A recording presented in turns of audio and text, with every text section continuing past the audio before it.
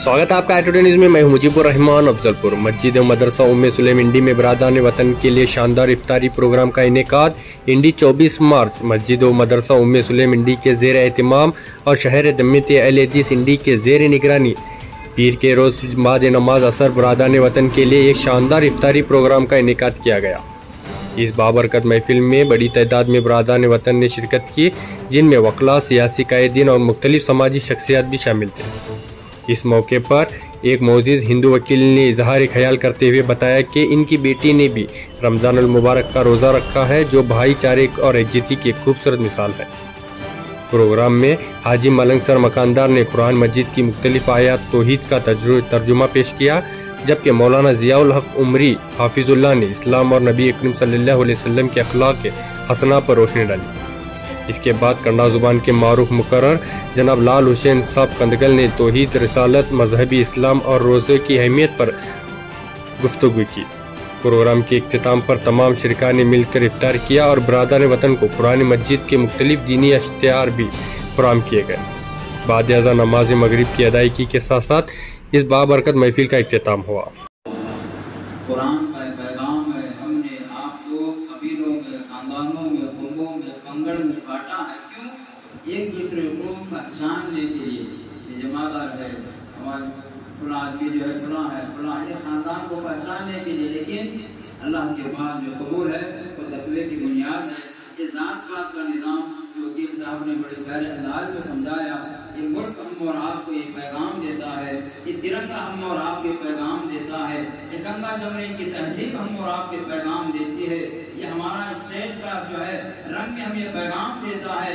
हमारी ज़बानें अलग हो सकती हैं, हमारा रंग अलग हो सकता है, हमारी नस्ल अलग हो सकती है, हमारा खाने का तरीका अलग हो सकता है, हमारे बात करने का तरीका अलग हो सकता है, लेकिन हम इंसानियत के एतबार से ये ना दो मगर मानव ना दो।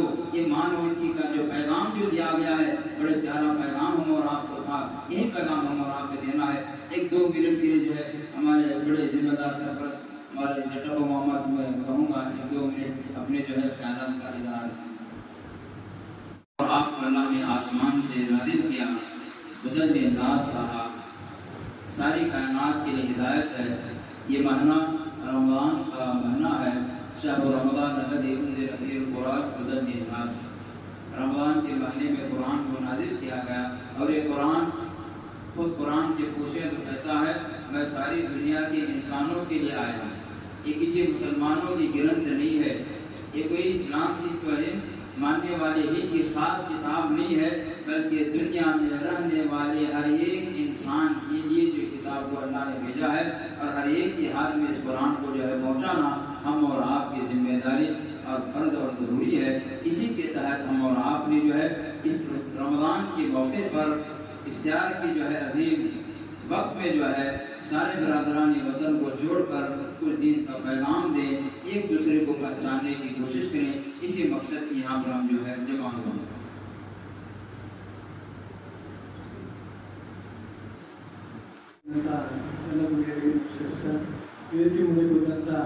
ಎಲ್ಲ ಸೋದರ ಸಮಾಜಗಳಿಗೆ ನಮಸ್ಕರಿಸುತ್ತಾ ಇವತ್ತಿನ ಮುಂಜಾನಪದ ಇಫ್ತಾರ್ಗಳಲ್ಲಿ ಭಾಗವಹಿಸುವಂಥ ಎಲ್ಲ ಸೋದರಿಗೆ ನಮಸ್ಕರಿಸುತ್ತಾ ಇವತ್ತಿನ ದಿನ ರಂಜಾನ್ ಇಫ್ತಾರ್ಗಳ ಒಂದು ಎಲ್ಲರನ್ನ ಸೋದರತ್ವ ಬಾಳಿಕೆ ಅಂತ ಒಂದು ಸಂದೇಶ ಸಾಧಕ ಎಲ್ಲರನ್ನ ಹಿಂದೂ ಮುಸ್ಲಿಂ ಎಲ್ಲರೂ ಒಂದೇ ದಿನ ಏನಂದ್ರೆ ಎಲ್ಲರೂ ಒಂದೇ ಎಲ್ಲೋ ಭಾಗ ಅದ ಯಾವುದೋ ನೆನಪು ಮಾಡಿದ್ರು ಎಲೆಕ್ಷನ್ ಅದೇ ಇಡೀ ದಿವಸ ಎಲ್ಲರೂ ಕುಡಿಯೋಗ್ತಾರೆ ಮಾವಾರ ಎಲ್ಲ ಹೇಳಿ ಮುಗಿಸ್ಬಿಟ್ರೆ ಏನು ನಮ್ಮ ಇಲ್ಲಿ ನಮ್ಮೂರ ಶಿರ್ಸ್ಯಾಡ ಮುಸ್ಲಿಂ ಸಮಾಜದ ಒಂದು 20 ಮನೆ ಅದಾವಲ್ಲಿ.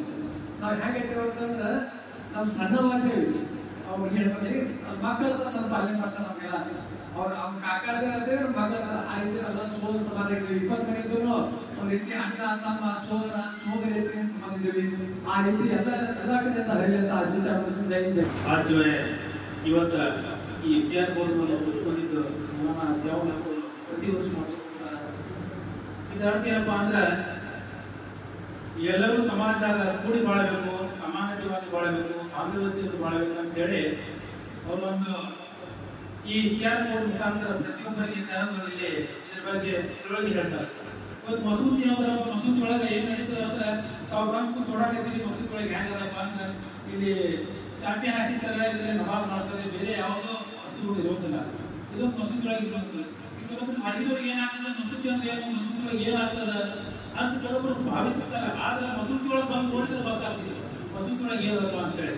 ಒಂದ್ ಕಡೆ ಬಸವಣ್ಣವ್ರು ಹೇಳ್ತಾರೆ, ಹೇ ಮಾನವ ಏನಾದರೂ ನಾವು ನೀ ಒಟ್ಟು ಮಟ್ಟ ಮಾನವನಾಗು, ನಾವು ಎಲ್ಲರೂ ಮಾನವರು ಅಂತ ಹೇಳಿ ತೋರಿಸುವಂತ ಇದೊಂದು ವೇದಿಕೆ ಪ್ರತಿ ವರ್ಷ ಮಾಡ್ತಾರೆ. ಇನ್ನೊಂದು ಕಡೆ ಬಸವಣ್ಣ ಹೇಳ್ತಾರೆ ಏನಪ್ಪಾ ಅಂದ್ರೆ ಕೊಳೆಬೇಡ ಕುಳೆಬೇಡ ಹುಸಿ ಹುಡಿಯಲು ಬೇಡ ಮುನಿಯ ಬೇಡ ಅನ್ಯರಿಗೆ ಅಸಹ್ಯ ಕೊಡಬೇಡ ಅಕ್ಕಂದ ಗಂಡಿಸಿ ಬೇಡ ಎದರ ಹೋಗಬೇಡ ಇದೇ ಅಂತಾರೆ ಇದೇ ಬಯಲು ಅಂತ ಶುದ್ಧಿ ಅಂತ ಹೇಳ್ತಾರೆ.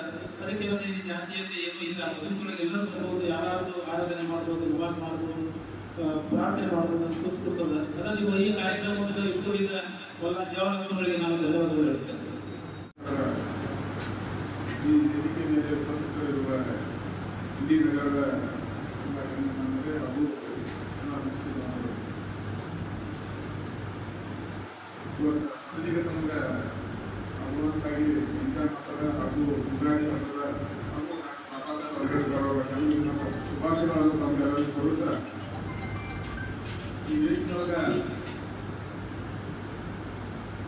ಇವತ್ತು ಈ ದೇಶ ನಡೀತದಪ್ಪ ಅಂದ್ರೆ ಅದು ಈ ಸಂವಿಧಾನದ ಮೂಲಕ ನಡೀತದೆ. ನಾನು ನೋಡುವುದ ನಮ್ಮ ವಕೀಲರು ಹೇಳ್ತದೆ, ನಾನು ಅದಕ್ಕೆ ಕೇಳಿಸ್ಕೊಂಡೆ. ಸಂವಿಧಾನದೊಳಗೆ ಯಾವ ರೀತಿ ಡಾಕ್ಟರ್ ಬಾಬಾ ಸಾಹೇಬ್ ಅಂಬೇಡ್ಕರ್ ಅವರು ಮಾತಾಡಪ್ಪ ಅಂದ್ರೆ ಎಲ್ಲಾ ಧರ್ಮಗಳು, ಇವತ್ತಿನ ಎಲ್ಲಾ ಧರ್ಮಗಳು, ಹಿಂದೂ, ಮುಸ್ಲಿಂ, ಬೌದ್ಧ, ಇಸಾಯಿ ಮತ್ತು ಎಲ್ಲಾ ಧರ್ಮಗಳು ಏನ್ ಹೇಳ್ಯಾರಪ್ಪ ಅಂತಂದ್ರೆ ಎಲ್ಲರೂ ಶಾಂತಿಯ ಸಂದೇಶನೇ ಹೇಳ್ಬೇಕು. ನಾವು ಇವತ್ತಿನ ದಿನ ಇವತ್ತು ಈ ಯುದ್ಧ ಕೂಟದಾಗಿರ್ಬೋದು, ನಾಳೆ ಯುಗಾದಿ ಹಬ್ಬ ಆಚರಣೆ ಮಾಡೋದಾಗಿರ್ಬೋದು, ಮುಂದೊಂದು ದಿನ ನಾವು ಡಿಸೆಂಬರ್ 25 ಯೇಸು ಕ್ರಿಸ್ತನ ಹಬ್ಬವನ್ನು ಆಚರಣೆ ಮಾಡೋದಾಗಿರ್ಬೋದು, ಅವರ ಆಗಿರುವಂತ ಮಾರ್ಗದರ್ಶನದೊಳಗೆ ನಾವು ಹೊರತೇವಂದ್ರೆ ಈ ಹಬ್ಬಗಳನ್ನ ಆಚರಣೆ ಮಾಡೋದಕ್ಕೆ ಸಾರ್ಥಕತೆ ಆಗ್ತದೆ ಅಂತ ಹೇಳಿ ನಾನು ಮಕ್ಕಳನ್ನು ವೇದಿಕೆಯ ಮೇಲೆ ಆಸೀನರಾದ ಹಿರಿಯರೇ ಹಾಗೂ ನನ್ನ ಸಹೋದರ, ಇವತ್ತು ಮೊಟ್ಟ ಮೊದಲೇ ನನ್ನ 51ನೇ ವರ್ಷದಲ್ಲಿ ಇತ್ಯಾದಿ ಭಾಗವಹಿಸಿದ ಮೊದಲೇ ದಿನ. ಇದಕ್ಕಿಂತ ಮುಂಚೆ ನಾನು ಚಿಕ್ಕವನಿರುವಾಗ ನಾನೆಲ್ಲ ಹುಟ್ಟಿ ಬೆಳೆದಿದ್ದು ಸಾಲುಟಿಗೆ, ಅಲ್ಲಿ ಇನಾಮದಾರ್ ಬಸ್ತಿ ಅಂತಿದೆ, ಅಲ್ಲಿ ಅವ್ರ ಜೊತೆ ರಂಜಾನ್ ರೋಜಾ ಮಾಡ್ತಿದ್ವಿ, ಅವ್ರ ಜೊತೆ ಎಲ್ಲ ಮಾಡ್ತಿದ್ವಿ. ಬಟ್ ಇತ್ತಿತ್ತಲಾಗಿ ಈ ದಿನದಾಗ ಮತ್ತಿರ್ತೀವಿ ಅವ್ರನ್ನೆಲ್ಲ. ಆದ್ರೆ ನನ್ನ ಸುದೈವ ಏನೋ ನಮ್ಮ ಇವತ್ತು ಪುಣ್ಯ ನಮ್ಮ ಮುನ್ನಾದ ನಿನ್ನೆ ನಾನು ಫೋನ್ ಮಾಡಿದ್ದೆ, ಬೆಂಗಳೂರಲ್ಲಿ ಇದ್ದ, ಇಲ್ಲ ನೀವು ನಾಳೆ ಕೇಳ್ಬೇಕಿತ್ತು ಮುಂಜಾನೆ ಬಂದು ಮಾತು ಬಿಡ್ತಾರ. ಆಮೇಲೆ ಸಂಜೆ ಫೋನ್ ಮಾಡಿದಾರ, ಇದೀಗ ಕೋರ್ಟಲ್ಲಿ ಎಲ್ಲ ಬಿಟ್ಟು ರೆಡಿಯಾಗಿ ಬಂದ್ಬಿಟ್ಟ. ಆದರೆ ಈ ಒಂದು ಒಳ್ಳೆಯ ಸುಸಂಧಿಯಲ್ಲಿ ನಾನು ಭಾಗವಹಿಸಿದ್ದು ಬಹಳ ಹೆಮ್ಮೆ ಆಗ್ತದೆ ನನಗೆ. ಒಂದು ಮಾತು ಹೇಳಕ್ ಬಯಸ್ತೀನಿ, ನಮ್ಮ ಭಾರತ ದೇಶ ಸರ್ವ ಧರ್ಮಗಳನ್ನ ಪ್ರೀತಿಸುವಂತ ದೇಶ. ಇಲ್ಲಿ ಯಾವುದೇ ಧರ್ಮಕ್ಕೂ ದ್ವೇಷ ಮಾಡೋದಾಗ್ಲಿ, ಯಾವುದೇ ಒಂದು ಧರ್ಮಕ್ಕ ಮೇಲಾಗೋದು ಕೀಳಾಗೋದಿಲ್ಲ. ಸರ್ವ ಧರ್ಮ ಇದ್ದಿದ್ದು ಒಂದೇ ಒಂದು ದೇಶ ಅಂದ್ರೆ ವಿಶ್ವದಲ್ಲಿ ಭಾರತ ಒಂದೇ. ಯಾವ ದೇಶದಾಗ ಒಂದೊಂದೇ ಜಾತಿಯವರು ಇದ್ದಾರೆ, ಎಲ್ಲರೂ ಎಲ್ಲೋ ಒಂದು ಕ್ರಿಶ್ಚಿಯನ್ ಅಲ್ಲ, ಒಂದು ಕಡೆ ಯಾರ್ಯಾರು ಅಲ್ಲ. ಬಟ್ ನಮ್ಮ ಭಾರತದಲ್ಲಿ ಸರ್ವ ಜನಾಂಗ ಎಲ್ಲರೂ ಸಮಾನರು. ನಮ್ಮ ಸಂವಿಧಾನದೇ ಹೇಳ್ತದೆ, ಪುರಾಣದೇ ಹೇಳ್ತದೆ, ಮತ್ತೆ ಭಗವದ್ಗೀತೆ ಹೇಳ್ತದೆ, ಎಲ್ಲರೂ ಸಮಾನರು. ಆದ್ರೆ ನಾವ್ ಏನ್ ಮಾಡಕ್ಕಿದ್ದೀವಿ, ನಮ್ಮ ಆಳುವಂತ. أعوذ بالله من الشيطان الرجيم. بسم الله الرحمن الرحيم. وقضى ربك ألا تعبدوا إلا إياه وبالوالدين إحسانا. إما يبلغن عندك الكبر أحدهما أو كلاهما فلا تقل لهما أف ولا تنهرهما وقل لهما قولا كريما. واخفض لهما جناح الذل من الرحمة وقل رب ارحمهما كما ربياني صغيرا. ربكم أعلم بما في نفوسكم إن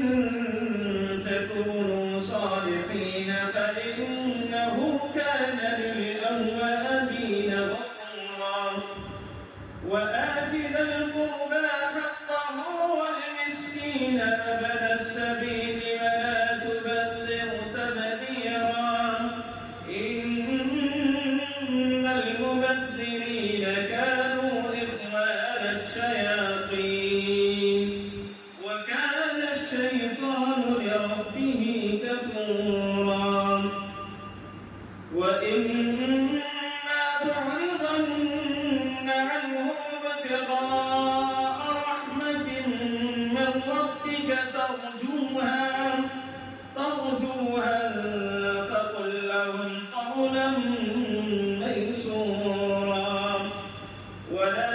ರೆಕ್ಕೆಯನ್ನು ಅವರಿಬ್ಬರಿಗೂ ತಗ್ಗಿಸಿಕೊಡು ಮತ್ತು ಓ ನನ್ನ ರಬ್, ಚಿಕ್ಕಂದಿನಲ್ಲಿ ಅವರಿಬ್ಬರು ನನ್ನನ್ನು ಸಾಕಿ ಸಲಿದಂತೆ ಅವರಿಗೆ ದಯತೋರು ಎಂದು ಪ್ರಾರ್ಥಿಸು. ನಿಮ್ಮ ಮನಸ್ಸುಗಳಲ್ಲಿರುವುದನ್ನು ನಿಮ್ಮ ರಬ್ ಚೆನ್ನಾಗಿ ಅರಿಯುವನು. ನೀವು ಸಜ್ಜನರಾಗಿದ್ದರೆ ಪಶ್ಚಾತ್ತಾಪ ಪಟ್ಟು ಮರಳುವರಿಗೆ ಖಂಡಿತವಾಗಿಯೂ ಅವನ ಅತ್ಯಧಿಕ ಕ್ಷಮಿಸುವನಾಗಿರುವನು. ಆಪ್ತ ಸಂಬಂಧಿಕರಿಗೆ ಅವರ ಹಕ್ಕನ್ನು ನೀಡು, ನಿರ್ಗತಿಕರಿಗೂ ದಾರಿ ಹೋಗಲಿಗೂ ಅವರ ಹಕ್ಕನ್ನು ನೀಡು. ನೀನು ದುಂದಗಾರಿಕೆ ಮಾಡಲಿ. ಖಂಡಿತವಾಗಿ ದುಂದಗಾರಿಕೆ ಮಾಡುವವರು ಶೈತಾನನ ಸಹೋದರರಾಗಿರುವರು. ಶೈತಾನನು ತನ್ನ ರಬ್ನೊಂದಿಗೆ ಅತ್ಯಧಿಕ ಕೃತಜ್ಞನಾಗಿರುವನು. ನೀನು ನಿನ್ನ ರಬ್ಬನಿಂದ ಆಶಿಸುತ್ತಿರುವ ಅನುಗ್ರಹವನ್ನು ಅರಸುತ್ತಾ ಅವರಿಂದ ವಿಮುಖನಾಗಬೇಕಾಗಿ ಬಂದರೆ ನೀನು ಅವರೊಂದಿಗೆ ಸೌಮ್ಯವಾದ ಮಾತುಗಳನ್ನು ಆಡು. ನೀನು ನಿನ್ನ ಕೈಯನ್ನು ನಿನ್ನ ಕೊರಳಲ್ಲಿ ಬಂಧಿಸಲ್ಪಟ್ಟಿರುವಂತೆ ಮಾಡುವುದಾಗಲಿ. ವೇದಿಕೆ ಬೆಳೆದಂತ ಆತ್ಮೀಯ ಅನಂತರಲ್ಲಿದೆ ಹಾಗೂ ಎಲ್ಲ ಸಮುದಾಯದ ಕಾರ್ಯಕ್ರಮ ಹಾಗೂ ವಿಶೇಷವಾಗಿ ನಮ್ಮನ್ನು ಜಾಗೃತಿಗೊಳಿಸಿ ಮಾತನಾಡಲಿಕ್ಕೆ ಆಗಮಿಸಿರುವಂಥ ಮೌಲಾನವರೇ, ಇದಕ್ಕೆ ಹೋಗಿ ಭಾಳ ಒಳ್ಳೆಯದು ಮಾತಾಡಬೇಕು. ಅಲ್ಲಿ ಕಾರಣಕ್ಕೆ ಬಿಟ್ಟೇ ಬಿಡಬೇಕು. ಇಲ್ಲಿ ಬದುಕು ಪ್ರಶ್ನೆನೇ ಇಲ್ಲ. ಇಲ್ಲಿ ಬದು ಧರ್ಮದ ಪ್ರಶ್ನೆ. ಇಲ್ಲಿ ನಾವು ಏನು ಮಾಡಬೇಕು, ಏನಿದ್ದೇವೆ, ಹೇಗಿರ್ಬೇಕು. ಒಳ್ಳೆ ಪವಿತ್ರವಾದಂಥ ಒಂದು ತಿಂಗಳು ಏನು ಮಾಡ್ಯಾರ, ಏನು ಮಾಡ್ತಾರ, ಏನು ಮಾಡಬೇಕು.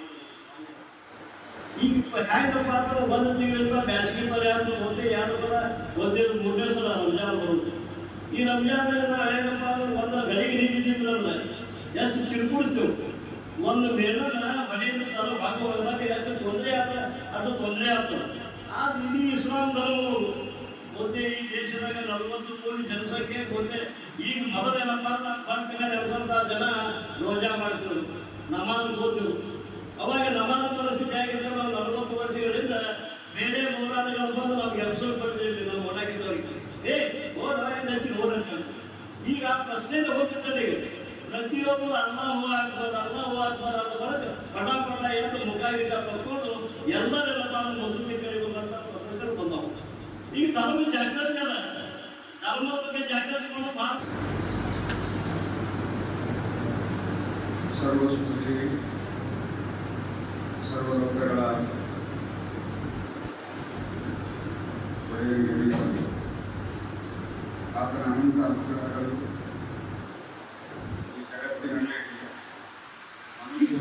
ಮನುಷ್ಯರನ್ನಾಗಿ ಮಾಡಲು ಬಂದ ಆತನ ಎಲ್ಲ ಸಜ್ಜನ ದಾಸರ ಮೇಲೆ, ಸತ್ಪುರುಷರ ಮೇಲೆ, ಪ್ರವಾದಿಗಳ ಮೇಲೆ ಸದಾ ವರ್ಷಿಸುತ್ತಿರಲಿ. ಇಲ್ಲಿ ಸತತವಾಗಿ 6 ವರ್ಷಗಳಿಂದ ಎಲ್ಲ ಕರ್ಮೀಯರನ್ನು ಒಳಗೊಂಡ ಇಫ್ತಾರ್ ಕಾರ್ಯಕ್ರಮ ನಡೆಯುತ್ತಿರುವುದು ಬಹಳ ಸಂತೋಷದ ವಿಷಯ. ಈ ಬಾರಿಯ ಇಫ್ತಾರ್ ಸಮಾರಂಭದ ವೇದಿಕೆಯ ಮೇಲಿರುವಂತಹ ಎಲ್ಲ ಗೌರವಾನ್ವಿತ ಮುಖ್ಯ ಅತಿಥಿಗಳಲ್ಲಿ ಮತ್ತು ತಮ್ಮೆಲ್ಲರಿಗೆ ಆತ್ಮೀಯವಾದಂತಹ ಸಲಾಮನ್ನು ಅರ್ಪಿಸುತ್ತಾ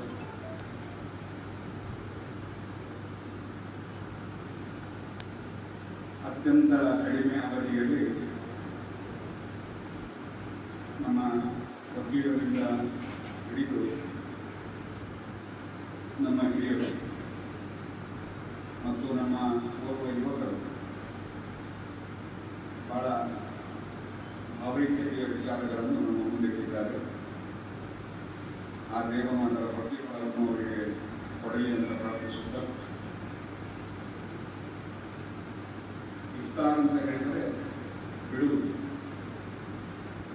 ಸೂರ್ಯ ಹುಟ್ಟುವುದಕ್ಕಿಂತ ಮುಂಚೆ ಹಿಡಿದಿದ್ದ ಉಪವಾಸವನ್ನು ಬಿಡುವ ಸಂದರ್ಭ,